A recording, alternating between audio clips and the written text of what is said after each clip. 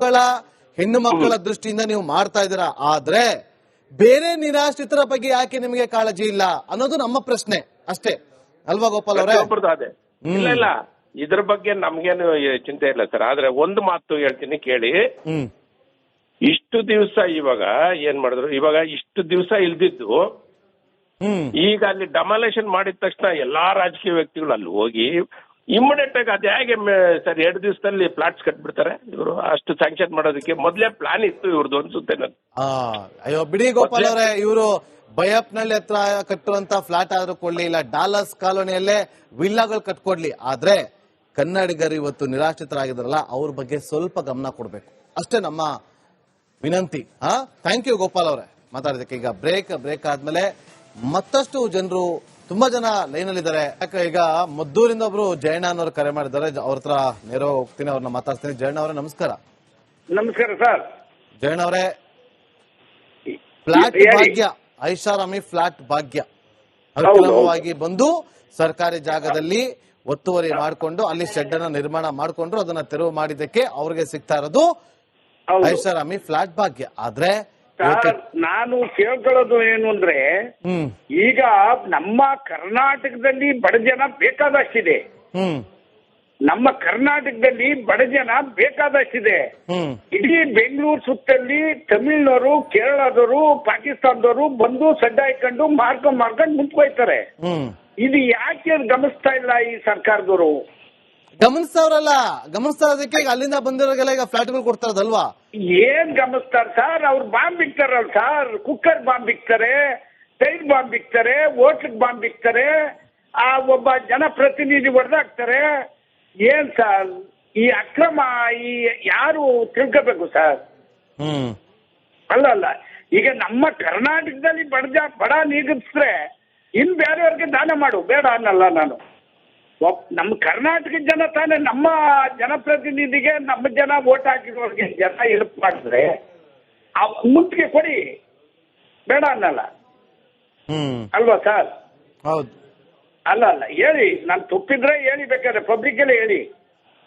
ಒಂದು ಈ ಮನುಷ್ಯ ಏನು ಇವರು ಲಾ ಓದಿವ್ನಿ ಅಂತಾರೆ, ಒಬ್ರು BA ಓದಿವ್ನಿ ಅಂತಾರೆ, ಡಾಕ್ಟರ್ ಓದಿವ್ನಿ ಅಂತಾರೆ. ಇವರೆಲ್ಲ ಓದವ್ರ ಸರ್? ಇವರು MLA ಗಳು, MP ಗಳು, ಈ ಮುಖ್ಯಮಂತ್ರಿಗಳು ಅವ್ರಿಗೆಲ್ಲ ಓಟ್ ಓದಿರೋದು 7ನೇ ಕ್ಲಾಸ್ ಸರ್.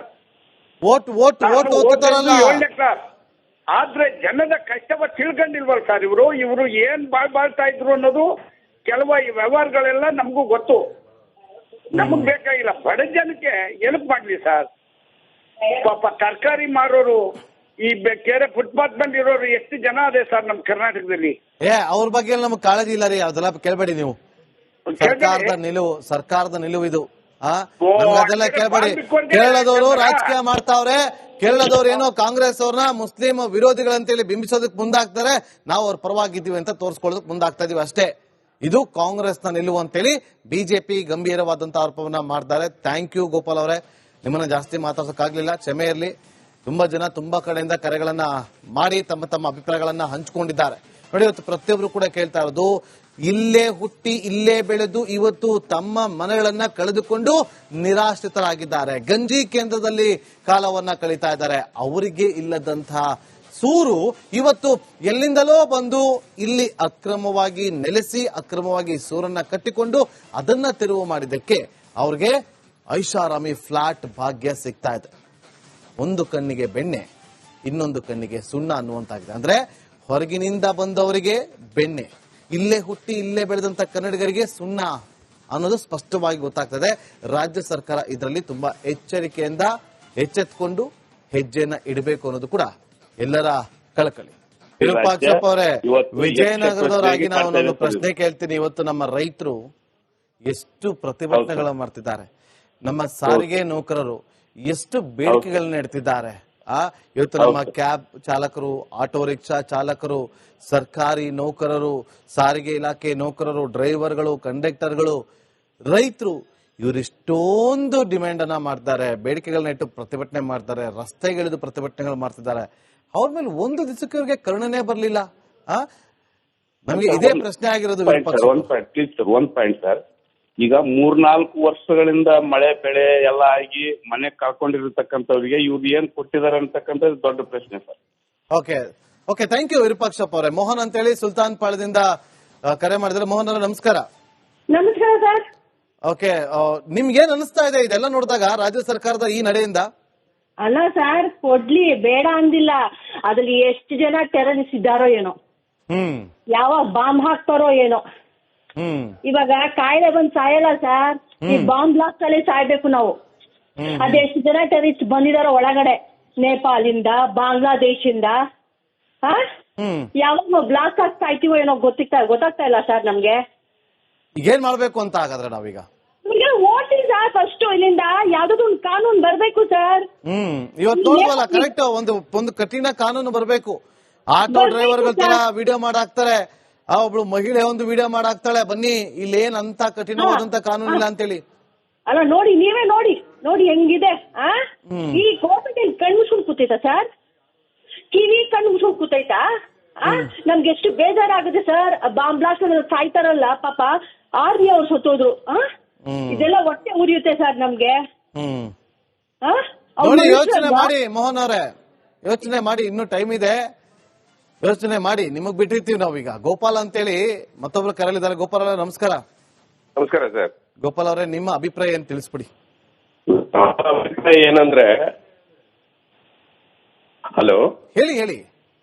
ನಮ್ಮ ಅಭಿಪ್ರಾಯ ಏನಂದ್ರೆ, ಕರ್ನಾಟಕದಲ್ಲಿ ಹುಟ್ಟಿದ್ದ ಜನಕ್ಕೆ ಕೊಡ್ಲಿ, ಮತ್ತೆ ಆಟೋ ಡ್ರೈವರ್ಸ್ ಇದ್ದಾರೆ, ಲೇಬರ್ಸ್ ಇದ್ದಾರೆ, ಅಂತವ್ರಿಗೆಲ್ಲ ಕೊಡ್ಲಿ. ಮತ್ತೆ ಇವಾಗ ಗವರ್ಮೆಂಟ್ ಸ್ಕೂಲ್ಸ್ ಇದೆ, ಟ್ರಾನ್ಸ್ಫರ್ಸ್ ಆಗ್ತಾರೆ, ಅಲ್ಲಿ ಇಲ್ಲಿ ಅವ್ರಿಗೆಲ್ಲ ಕ್ವಾರ್ಟರ್ಸ್ ಮಾಡ್ಕೊಡ್ಲಿ. ಆಮೇಲೆ ಇನ್ನೊಂದು ಏನಂದ್ರೆ ಡೌಟ್, ಗೋಪಾಲ್ ಅವರೇ, ನೀವು ಬೆಂಗಳೂರವರಾಗಿ ಒಂದು ವಿಚಾರ ಹೇಳ್ತೀನಿ. ನೀವು ಯಾವ ಏರಿಯಾದವರು? ಸರ್ಜಾಪುರ ರೋಡ್. ಹೇಳಿ ಸರ್. ಸರ್ಜಾಪುರ ರೋಡ್. ಅಲ್ಲಿಂದ ನೀವು ಆಡುಗೋಡಿಗೆ ಬನ್ನಿ, ಅಲ್ಲಿ ಪೊಲೀಸ್ ವಸತಿ ಗೃಹ ಇದೆ ಗೊತ್ತಾ? ಹೌದು. ಪೊಲೀಸ್ ಅವ್ರಿಗೆ ಒಂದು ಕ್ವಾರ್ಟರ್ಸ್ ಕೊಟ್ಟಿದ್ದಾರೆ, ಅದನ್ನ ನೋಡಿ. ಶಿವಾಜಿನಗರಕ್ಕೆ ಹೋಗ್ಬಿಟ್ಟು ಪೊಲೀಸ್ ಕ್ವಾರ್ಟರ್ಸ್ ನೋಡಿ, ಇಲ್ಲಿ ಚಾಮರಾಜಪೇಟೆಗೆ ಹೋಗ್ಬಿಟ್ಟು ಪೊಲೀಸ್ ಕ್ವಾರ್ಟರ್ಸ್ ನೋಡಿ. ಎಷ್ಟು ಗಬ್ಬೆಬ್ಬದಾಗಿದೆ ಆ ಪೊಲೀಸ್ ಕ್ವಾರ್ಟರ್ಸ್. ಅವರನ್ನ ಕಾಯುವಂತ, ನಮ್ಮನ್ನ ಕಾಯುವಂತ ಪೊಲೀಸರಿಗೆ ಇವತ್ತು ಅವರ ಕುಟುಂಬಕ್ಕೆ ರಕ್ಷಣೆ ಇಲ್ಲ, ಅವ್ರಿಗೆ ಸರಿಯಾದಂತ ಸೋರುಗಳಿಲ್ಲ ಸರ್. ಇವಾಗ ನಾನು ಒಂದೇ ಮಾತಿನಲ್ಲಿ ಹೇಳ್ತೀನಿ ಕೇಳಿ, ರಕ್ಷಣೆ ಯಾರಿಗೂ ಇಲ್ಲ.